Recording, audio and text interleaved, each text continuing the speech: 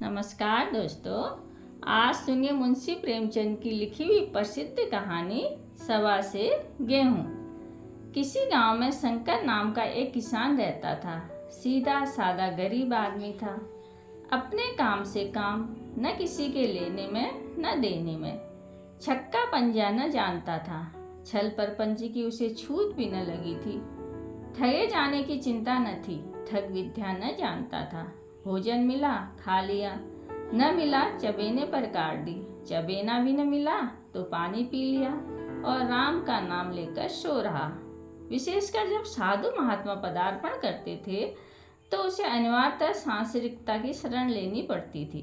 खुद भूखा सो सकता था, पर साधु को कैसे भूखा सुलाता। भगवान के भक्त ठहरे। एक दिन संध्या समय एक महात्मा ने आकर उनके द्वार पर डेरा जमाया। घर में जौ का आटा था, वह उन्हें कैसे खिलाता।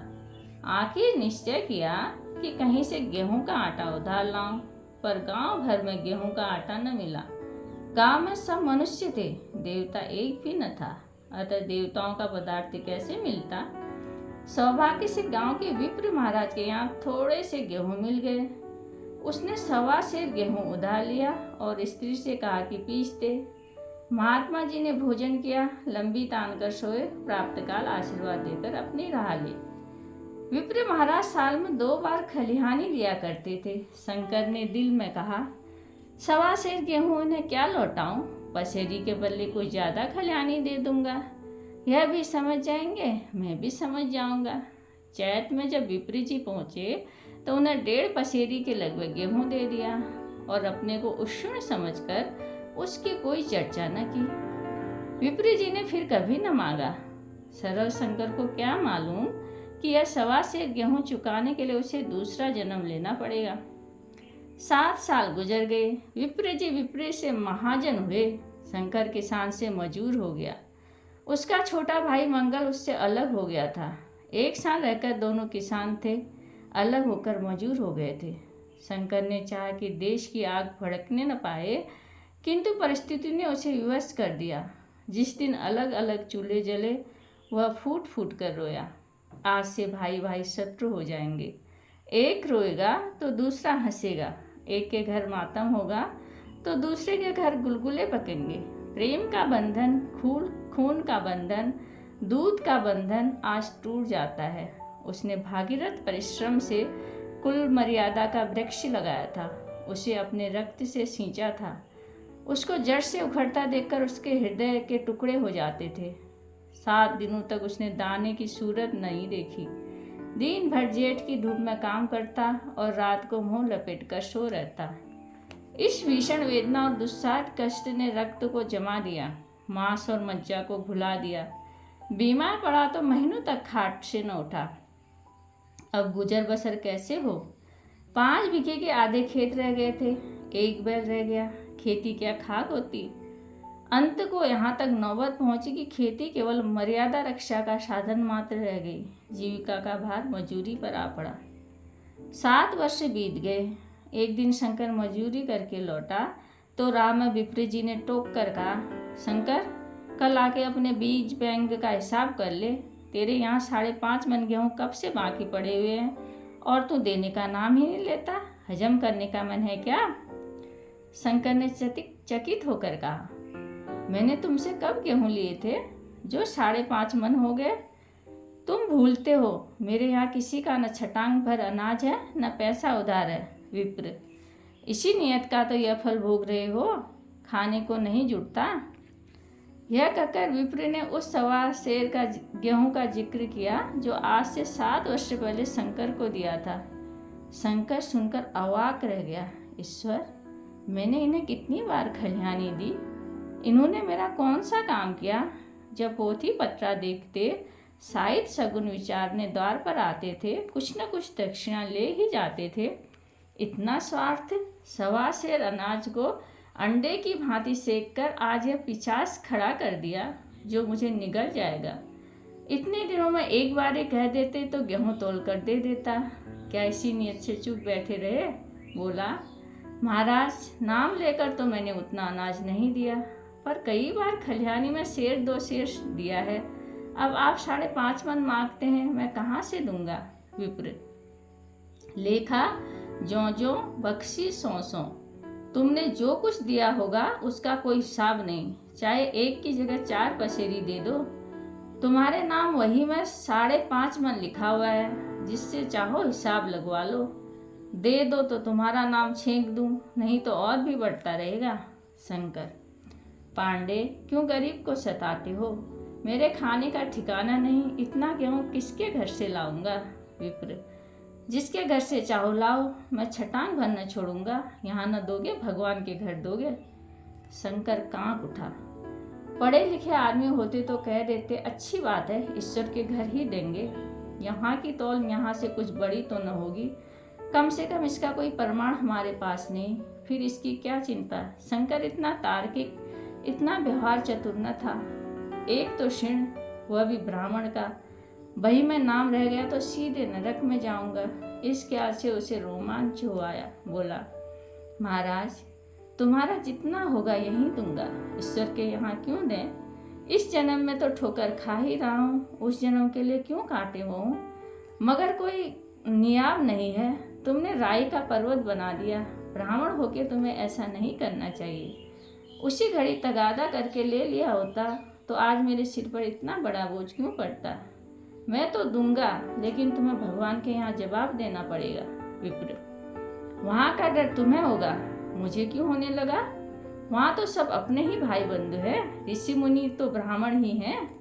जो कुछ बने बिगड़े संभाल लेंगे। तो कब देते हो? शंकर, मेरे पास रखा तो है नहीं, किसी से मांग जांच कर लाऊंगा, तभी न दूंगा। विप्र, मैं यह न मानूंगा, 7 साल हो गए, अब एक दिन का भी मुलायजा न करूंगा। गेहूं नहीं दे सकते, दस्तावेज लिख दो। शंकर, मुझे तो देने हैं, चाहे गेहूं लो चाहे दस्तावेज लिखाओ, किस हिसाब से दाम रखोगे? विप्र, बाजार भाव 5 सेर का है, तो मैं 5.25 सेर का काट दूंगा। शंकर, जब दे ही रहा हूं तो बाजार भाव काटूंगा, पाव भर छुड़ाकर क्यों दोषी बनूं? हिसाब लगाया तो गेहूं का दाम 60 ही रुपये हुए। 60 रुपये का दस्तावेज लिखा गया। 3 रुपया सैकड़ा सूद, साल भर न देने पर सूद का दर 3.5 रुपया सैकड़े, 12 आने का स्टाम्प, 1 रुपया दस्तावेज की तहरीर शंकर को ऊपर से देनी पड़ी। गांव भर ने विप्र जी की निंदा की, लेकिन मुंह पर नहीं, महाराज से सभी का काम पड़ता था, उनके मुंह कौन लाए? शंकर ने साल भर कठिन तपस्या की। मियाद के पहले रुपया अदा करने का उसने व्रत सा कर लिया। दोपहर को पहले भी चूल्हा न जलता था, चबेने पर बसर होती थी, अब वह भी बंद हुआ। केवल लड़के के लिए रात की रोटियां रख दी जाती थी। पैसे रोज का तंबाकू पी जाता था, यही एक व्यसन था उसका, वह भी त्याग कर दिया। अब वह व्यसन भी इस कठिन व्रत की भेंट चढ़ गया। उसने चिलम पटक दी, हुक्का तोड़ दिया और तंबाकू की हांडी चूर चूर कर डाली। कपड़े पहले ही त्याज्य की तरह सीमा पर पहुंच चुके थे, अब वह प्रकृति की न्यूनतम रेखाओं में आबद्ध हो गए। शिशिर का अस्थिभेदक शीत को उसने आग ताप काट दिया। इस संकल्प का फल यह निकला कि साल के अंत में उसके पास 60 रुपये जमा हो गए। उसने समझा, पंडित जी को इतने रुपए दूंगा और कहूँगा, महाराज बाकी रुपए भी जल्द ही आपके सामने हाजिर करूँगा। 15 रुपये की तो बात है, क्या पंडित जी इतना भी न मानेंगे? उसने रुपए लिए और ले जाकर पंडित के चरण कमलों पर अर्पण कर दिए। पंडित जी ने विस्मित होकर पूछा, किसी से उधार लिए क्या? शंकर, नहीं महाराज, आपके असीम आशीष से आपकी मजूरी अच्छी मिली। विप्र, लेकिन यह तो 60 रुपये ही हैं। शंकर, हाँ महाराज, इतने अभी लीजिए, बाकी 2-3 महीने में दूंगा, मुझे उरीन कर दीजिए। विप्र, उरीन तो तभी होंगे जब मेरी कौड़ी कौड़ी चुका दोगे, जाकर मेरे 15 रुपये और लाओ। शंकर, महाराज इतनी दया करो, अब सांझ की रोटियों का भी ठिकाना नहीं है, गांव में हूँ तो कभी न कभी दे ही दूंगा। विप्र, मैं यह रोग नहीं पालता, न बहुत बातें करना जानता हूँ। अगर पूरे रुपये न मिलेंगे तो आज से 3.5 रुपये सैकड़ा का ब्याज लगेगा। अपने रुपये चाहे अपने घर में रखो, चाहे मेरे यहाँ छोड़ जाओ। शंकर, अच्छा, जितना लाया हूँ उतना रख लीजिए, जाता हूँ, कहीं से 15 रुपये और लाने की फिक्र करता हूँ। शंकर ने सारा गांव छान मारा मगर किसी ने रुपये न दिए। इसलिए नहीं कि उनका विश्वास न था कि या किसी के पास रुपया न था, बल्कि इसलिए कि पंडित जी के शिकार को छोड़ने की किसी में हिम्मत न थी। क्रिया के पश्चात प्रतिक्रिया नैसर्गिक नियम है। शंकर साल भर तक तपस्या करने पर जब क्षीण से मुक्त होने में असफल रहा तो उसका संयम निराशा के रूप में परिणित हो गया। उसने समझ लिया कि जब इतना कष्ट सहने पर भी साल भर में 60 रुपये से अधिक जमा न कर सका तो अब और कौन सा उपाय है जिसके द्वारा उसके दूने रुपये जमा हो। अब सिर पर क्षीण का बोझ लादता है तो क्या मन और क्या सवा मन का। उसका उत्साह क्षीण हो गया, मेहनत से घृणा हो गई। जहाँ पहले तम्बाकू ही पिया करता था वहाँ अब गांजे और चरस का चस्का भी लगा। उसे अब रुपये अदा करने की कोई चिंता न थी, मानो उसके ऊपर किसी का एक पैसा भी क्षीण न हो। इसी भांति 3 वर्ष निकल गए। विप्र जी महाराज ने एक बार भी तकाजा न किया। वह चतुर शिकारी की भांति अचूक निशाना लगाना चाहते थे। पहले से शिकार चौंकाना उनकी नीति के विरुद्ध था। एक दिन पंडित जी ने शंकर को बुलाकर हिसाब दिखाया। 60 रुपये जो जमा थे वह मिन्हा करने पर भी शंकर के जिम्मे में 120 रुपये निकले। शंकर, इतने रुपये तो उसी जन्म में दूंगा, इस जन्म में नहीं हो सकते। विप्र, मैं इसी जन्म में लूँगा, मूल न सही सूद तो देनी ही पड़ेगी। शंकर, एक बैल है वह ले लीजिए, एक झोपड़ी है वह ले लीजिए, और मेरे पास क्या रखा है। विप्र, मुझे बैल बच्चा लेकर क्या करना है, मुझे देने को तुम्हारे पास बहुत कुछ है। शंकर, और क्या महाराज। कुछ नहीं है, तुम तो हो, आखिर तुम भी कहीं मजदूरी करने जाते हो। मुझे खेती के लिए मजूर रखना ही पड़ता है। सूद में हमारे यहाँ काम किया करो, जब सुविधा हो मूल दे देना। सच तो यूं ही है कि अब तुम किसी दूसरी जगह काम करने नहीं जा सकते जब तक मेरे रुपए नहीं चुका दो। तुम्हारे पास कोई जायदाद नहीं है, इतनी बड़ी गठरी में किस एतबार पर छोड़ दूं। कौन इनका जिम्मा लेगा कि तुम मुझे महीने महीने सूद देते जाओगे, और कहीं कमाकर जब तुम मुझे सूद भी न दे सकते तो मूल की कौन कहे। शंकर, महाराज, सूद में तो काम करूँगा और खाऊंगा क्या। विप्र, तुम्हारी घरवाली हैं, लड़के हैं, क्या वे हाथ पांव कटा बैठेंगे। रहा मैं तुम्हें आधा शेर जो रोज कलेवा के लिए दे दिया करूँगा। ओढ़नी को साल में एक कंबल पा जाओगे, एक मिर्जई भी बनवा दिया करूँगा, और क्या चाहिए। यह सच है कि और तुम्हें 6 आने रोज देने हैं, लेकिन मुझे ऐसी गरज नहीं है। मैं तो तुम्हें अपने रुपये भरने के लिए रखता हूँ। शंकर ने कुछ देर तक गहरी चिंता में पड़े रहने के बाद कहा, महाराज, यह तो जन्म भर की गुलामी हुई। विप्र, गुलामी समझो चाहे मजूरी समझो, मैं अपने रुपये भराए बिना तुमको कभी न छोड़ूंगा। तुम भागोगे तो तुम्हारा लड़का भरेगा। हाँ, जब कोई न हो रहेगा तब की दूसरी बात है। इस निर्णय की कहीं अपील न थी। मजूर की जमानत कौन करता, कहीं शरण न थी, भागकर कहाँ जाता। दूसरे दिन उसने विप्र जी के यहाँ काम करना शुरू कर दिया। 1.25 सेर गेहूं की बदौलत उम्र भर के लिए गुलामी की बेड़ी पैरों में डालनी पड़ी। उस अभागे को अब अगर किसी विचार से संतोष होता था, यह था कि अब मेरे पूर्वज जन्म का संस्कार है।